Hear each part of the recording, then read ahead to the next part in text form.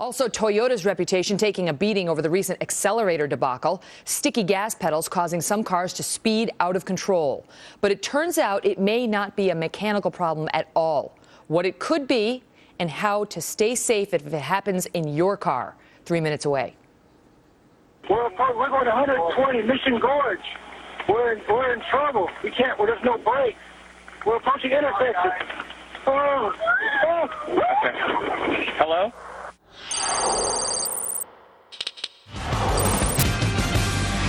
Well, Toyota's getting a pedal problem at all. Apparently, the sticky accelerators could be the result of a computer glitch are controlled by onboard electronics.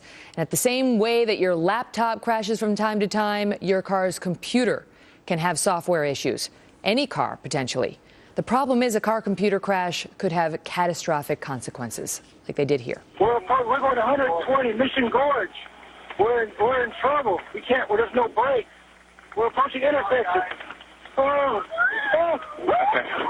Hello?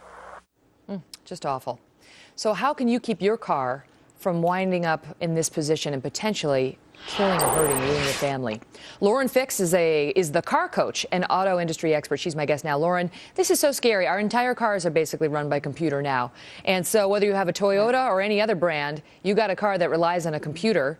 And the question is, if this potentially happens to you, what do you do? If your car suddenly accelerates beyond your control, what are you supposed to do?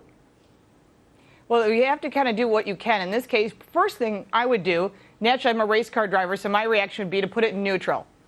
Now, once it's in neutral, there's no connection between the engine and the actual wheels moving.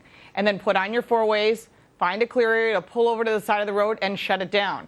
The engine will be loud. Yes, it will sound scary. But the fact is, you want to make sure to get off the road and disconnect that engine. That's the only thing you can do. Don't try to hit the brakes and override it, because you'll end up actually burning up the brakes because the brake fluid's going to boil. Then you have no brakes.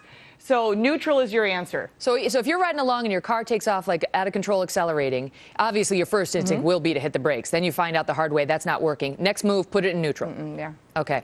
Put it in neutral, put on your four-ways, and let everyone know what you're doing. Now, what about if the brakes fail? All right, so what if it's not an acceleration issue so much as, you're driving along and the brakes just simply aren't working? What are you supposed to do? Right. Now, that's something that's a little scarier. I actually cover that in my book as well. I mean, the first thing you do is hit the brakes and you think, oh, my gosh, you want to pump the pedal. If you can pump the pedal and get the brakes to actually, you're pumping the pedal to get the air out of the system. Those are usually happen on cars that haven't been maintained. You're supposed to take care of your brakes and people don't. Put the car in neutral again, try and pull over to the side of the road. You don't want to be accelerating in that case, but the last thing you want to have is no brakes. Worst case situation, you can use a parking brake if it's a lever style. If you got the pedal style, it's harder you can't really play with that, so you're going to have to pull over, put your four-ways on, and shut the car down. If you pump those brakes, if it's a computer problem and you pump those brakes, will that work? Well, if it's a computer problem, most likely not. That's where you end up with a problem. You want to make sure to put the car in neutral or don't use any gas at all, because eventually the car will coast because it doesn't have any power going to it. You're going to have to, all I do is pull over to the side of the road, try and find a safe place where there's a runoff. Sometimes if you're on a hilly area, like in Denver area, there's runoffs. Not in every area is that case.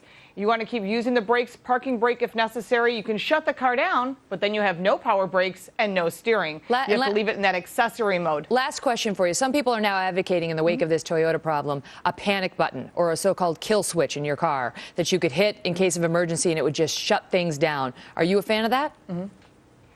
Well, the problem is I don't think most consumers would know how to use it. As a race car driver, any car that's a professional race car has a kill switch. You turn it off and there's no power, no gas, no electricity, and it does work. The problem is you have to make sure the consumers are educated, and that's the biggest problem when it comes to any of these things we've been discussing, is that people aren't trained. The last thing they learned is when they were 16 years old, how to pass the driving test. They don't go to any of these driving schools to learn to be safer, better drivers. I make my kids go through it because I want them to be safe on the road, and that's something people need. What's the name of the book? Lauren Fix's Guide to Loving Your Car.